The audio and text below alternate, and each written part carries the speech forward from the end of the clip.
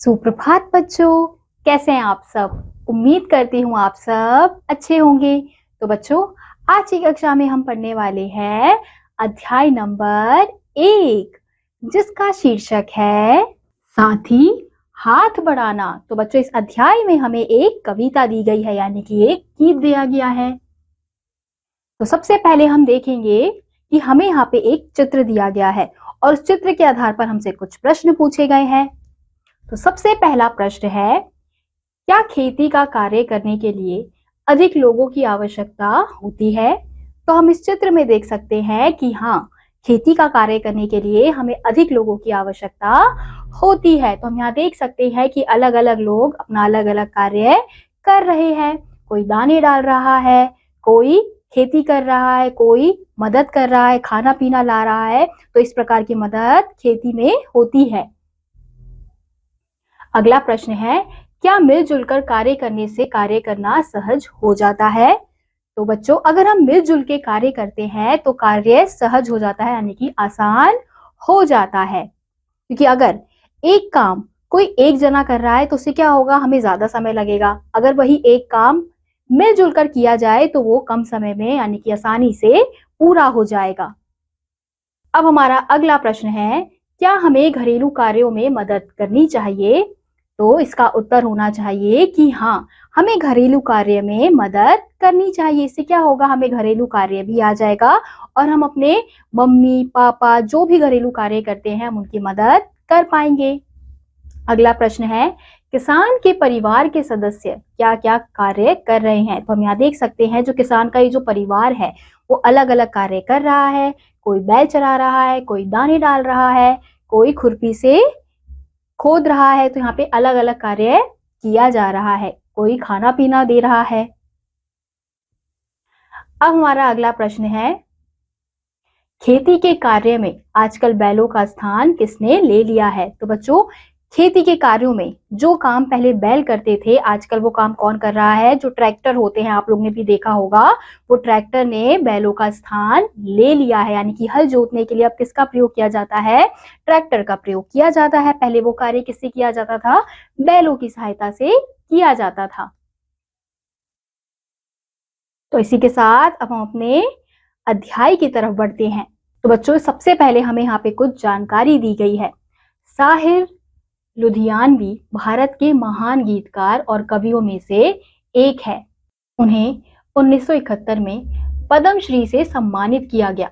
प्रस्तुत गीत में उन्होंने जीवन में आने वाली चुनौतियों का मिलकर सामना करने के लिए प्रेरित किया है। तो बच्चों, इस कविता को, इस गीत को जिसने लिखा है उनका नाम क्या है? साहिर लुधियानवी। तो वो भारत के महान गीतकार हैं और उन्हें 1971 में किससे सम्मानित किया गया था? पद्मश्री से सम्मानित किया गया था। और इस गीत के माध्यम से वो क्या कह रहे हैं कि हमें मिलजुल कर कार्य करना चाहिए। तो चलिए गीत को शुरू करते हैं। साथी हाथ बढ़ाना, एक अकेला थक जाएगा, मिलकर बोझ उठाना। साथी हाथ बढ़ाना। तो इन पंक्तियों में कवि क्या कह रहे हैं कि साथी हाथ बढ़ाना, यानी कि एक अकेला थक जाएगा। अगर कोई कार्य है वो अगर अकेला इंसान करेगा तो वो एक अकेला इंसान करके उसे थक जाएगा, क्योंकि वो कार्य क्या हो सकता है? बड़ा हो सकता है। तो इस वजह से एक अकेला अगर इंसान उस कार्य को करेगा तो वो थक जाएगा। तो इसलिए कवि क्या कह रहे हैं कि साथी हाथ बढ़ाना, यानी कि उनके साथियों को कहा जा रहा है कि मिलजुल कर कार्य करना। अगली पंक्तियां हैं, हम मेहनत वालों ने जब भी मिलकर कदम बढ़ाया, सागर ने रास्ता छोड़ा, पर्वत ने शीश झुकाया। फौला दी है सीने अपने, फौला दी हैं बाहें, हम चाहे तो चट्टानों में पैदा कर दे राहें। साथी हाथ बढ़ाना।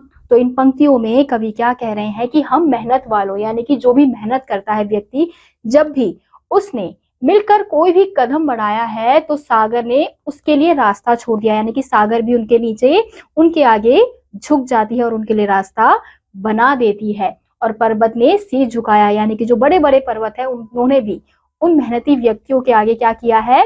शीश झुकाया है, यानी कि अपना सर झुकाया है। फौलादी हैं सीने अपने, फौलादी हैं बाहें, यानी कि हमारी फौलादी सीने यानी कि हमारे मजबूत सीने हैं, मजबूत बाहें हैं।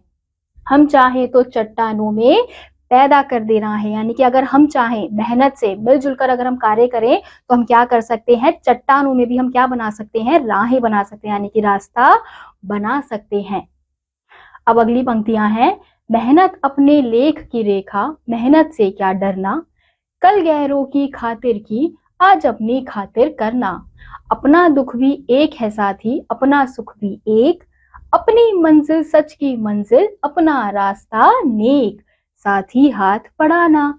तो इन पंक्तियों में कवि क्या कह रहे हैं कि मेहनत अपने लेख की रेखा, यानी कि जो मेहनत होती है वो हमारी ही रेखा होती है, वो जो रेखा है वो हम ही लिखते हैं, क्योंकि हम जितनी मेहनत करेंगे हम उतना ही फल मिलेगा। तो इसलिए जो मेहनत होती है वो अपनी ही लेख की रेखा होती है। तो मेहनत से क्या डरना, हमें मेहनत से क्यों डरना है, जब मेहनत अगर हम कर रहे हैं उससे हमें अच्छा फल मिल रहा है तो हमें मेहनत से नहीं डरना चाहिए।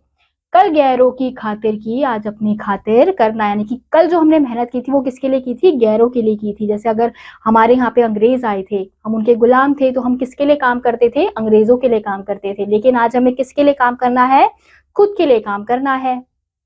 अपना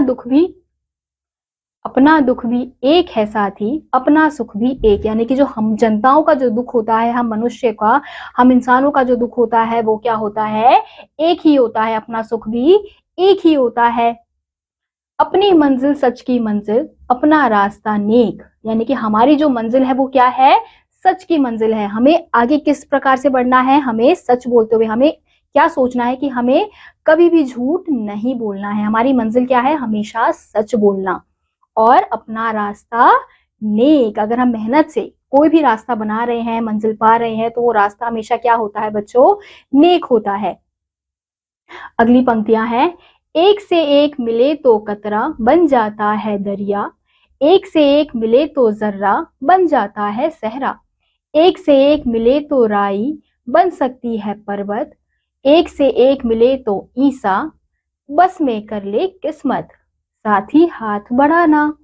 इन पंक्तियों में कवि क्या कह रहे हैं बच्चों कि एक से एक मिले कतरा बन जाता है दरिया, यानी कि कतरे यानी कि छोटे छोटे भाग अगर मिल जाएं तो वो भी क्या बन जाते हैं, दरिया बन जाते हैं, यानी कि बड़ा भाग बन जाते हैं। एक से एक मिले तो जर्रा, यानी कि छोटा भाग।